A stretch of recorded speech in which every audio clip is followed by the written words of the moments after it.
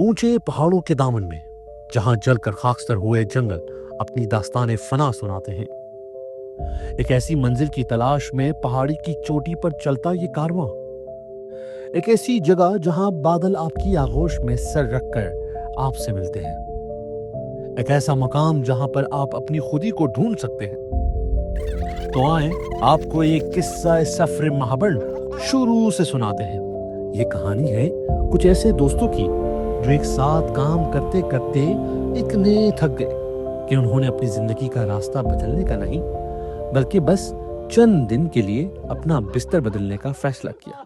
So fast forward ये कहानी शुरू होती है पेशावर के बीचों बीच से, जहां हमने रस्ते सफर बांधा और आतिफ की गाड़ी में 6 बंदे जबरदस्ती ठोंस कर बैठ गए, क्योंकि बड़े कहते हैं भाई जगह दिल में होनी चाहिए।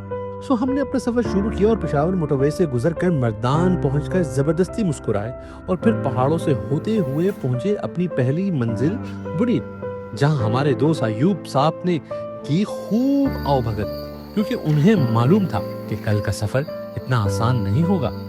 बस आराम के लिए चादर ओढ़ी और खर्राटे लेकर सो गए। गुड मॉर्निंग जी। ये पहली रात मुकम्मल हो गई है। अयूब साहब की तरफ हमने रात को स्टे किया, शायद अभी तक सो रहे हैं।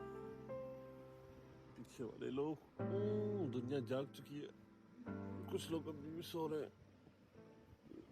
और सामने पहाड़ियों को देखिए, आज शायद इस तरफ सफर होगा हमारा। बादल है, रात को लग रहा था कि मौसम इतना अच्छा नहीं होगा, लेकिन यकीन माने ये चादर बड़ी कम पड़ गई थी सर्दी से बचने के लिए। सो इसके बाद अब शुरू हुआ हमारा असल सफर। पहले 1.5 घंटा पानी, पहाड़, बाजार से होते हुए पहुंचे उस जगह जहां से बाकी की हाइकिंग शुरू करनी थी। ईमान से कहूं, हम में से कोई भी तैयार नहीं था।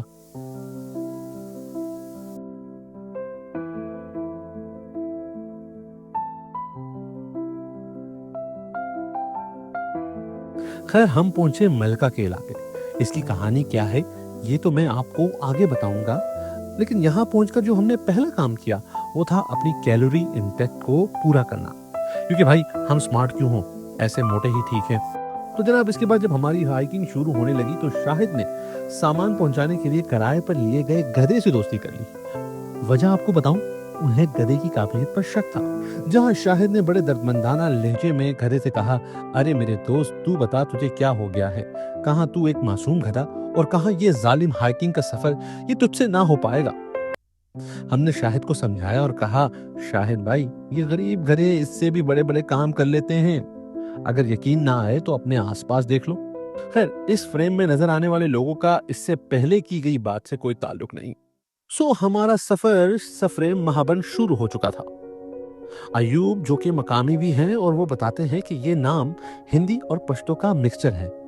महा मतलब बहुत बड़ा और बन मतलब जंगल, यानी बहुत बड़ा जंगल। ये मकाम तकरीबन 8000 फुट सतह समंदर से ऊंचा है। यहाँ जब हम पहुंचे तो रास्ते देखकर मालूम हुआ कि बारिशों और तूफानों ने यहाँ का रास्ता गाड़ियों के लिए तो नाकाबिले तस्खीर किया ही था, बल्कि पैदल चलने वालों के लिए भी एक और चैलेंज था।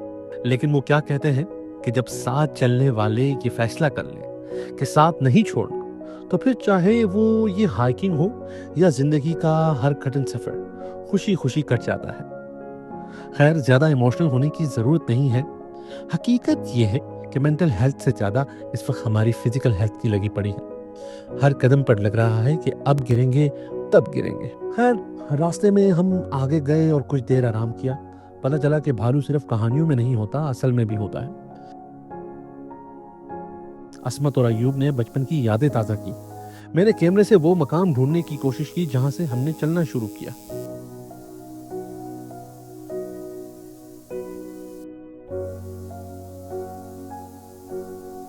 यहाँ चलते चलते पीछे रहकर मुझे ये ख्याल भी आया कि कहीं रास्ता भटक तो नहीं गया।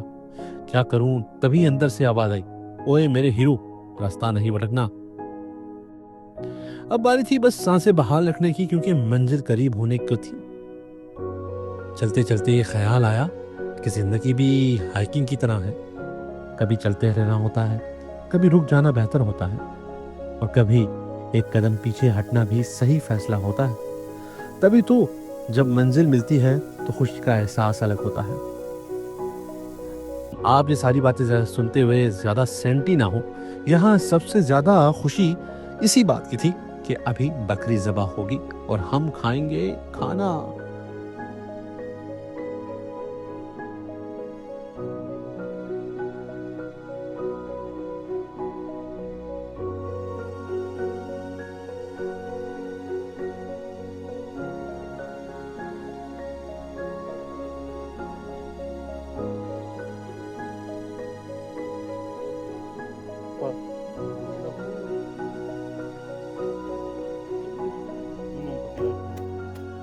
करके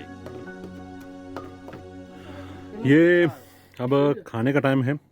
आतिफ ने देखा, आपने देखा, आतिफ ने, असमत ने और मैंने बकरा ज़ब्ह किया। और उसके बाद अब जो दोपहर वो तो रात के लिए होगा, जहाँ जैसे यहाँ पकाया जाएगा, लेकिन अंदर एक और डिश बनाई जा रही है और वो है Shahid and company. Shahid, hello, क्या पकाया जा रहा है? अभी चिकन कढ़ाई की तैयारी जारी है। खैर खाना इतना लजीज था कि दुआ हमने भाभी को दी, शाहिद की अच्छी तरबियत के लिए।